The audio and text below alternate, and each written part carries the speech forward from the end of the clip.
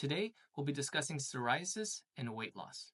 We'll dive into medications, surgeries, diet, and lifestyle. As always, this is for informational purposes only, not medical advice. Thank you. Welcome back, everyone. Today, we're going to discuss psoriasis as it relates to weight loss, diet, lifestyle, and GLP-1s like semaglutide, Ozempic, Wegovy.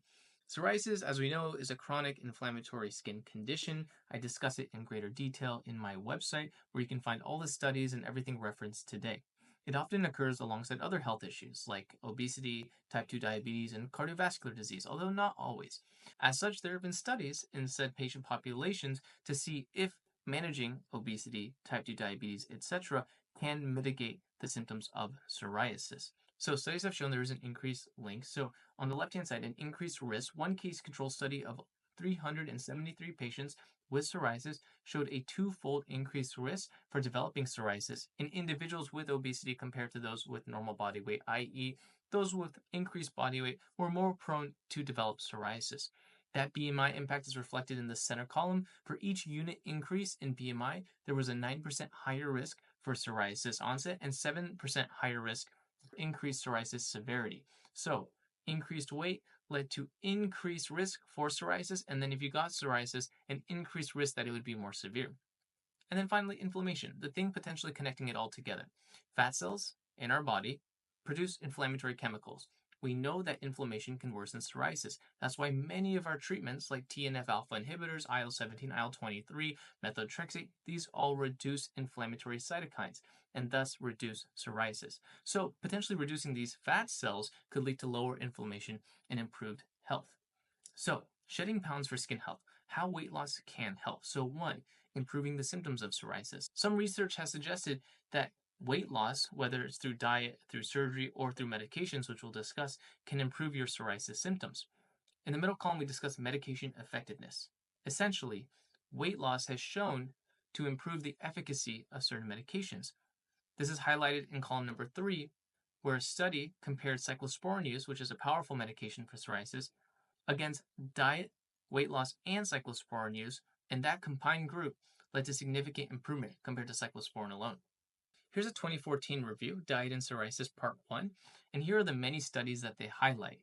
The types of studies, like a prospective randomized clinical trial, the intervention, like a low-calorie diet, cyclosporin plus low-calorie diet, as previously mentioned, and then the results on the right-hand side, as you can see here. And you can see the POSI, which if you're not familiar with it, is the Psoriasis Severity Index score, is significantly decreased in the majority of these studies, demonstrating a potential implication in weight loss and diet and psoriasis. Here's that chart continued.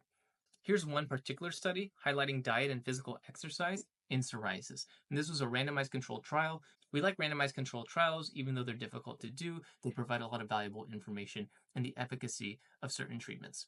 So, as you can see, from week 0 to week 20, there was a significant weight loss in those with dietary intervention. That makes sense. Those that got dietary intervention resources were followed by a dietitian, were told how to eat and what to eat. They lost more weight than those that just got a 15-minute introduction call or meeting with a dietitian and then were told nothing over the subsequent weeks. So that makes a lot of sense.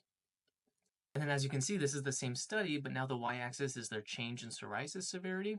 In the weeks 0 to 20, you can see a significant decrease in their psoriasis severity alongside, again, as we go back up, their decrease in weight.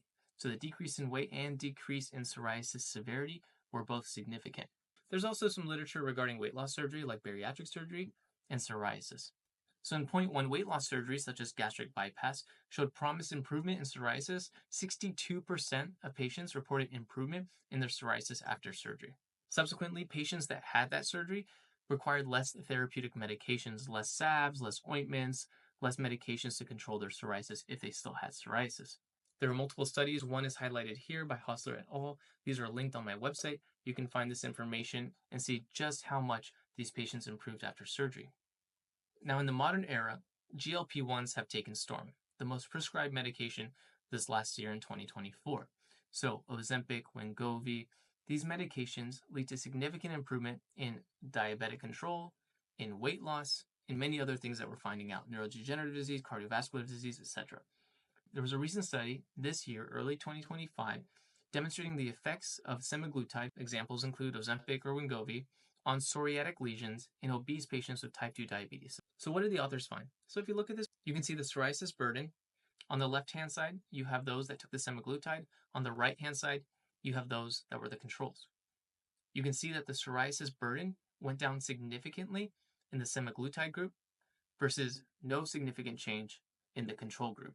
This is the same study that looked at the DLQI. Now, if you've seen my other videos, DLQI is the Dermatology Life Quality Index score. So this is how much does this dermatologic condition bother you, disrupt your life, your sleep, your social interactions, etc., etc. We talked in a hyperhidrosis study how hyperhidrosis or excessive sweating had a significant DLQI impact. So in the patients that took semaglutide, their DLQI score decreased significantly, which means their dermatology index quality of life, their quality of life specific to the psoriatic lesions or the psoriasis, improved, versus the control group, where their quality of life did not improve as it relates to their psoriasis lesions. So not only improvement in the actual burden of disease, but improvement in the patient's quality of life, which is important and really what we're going after.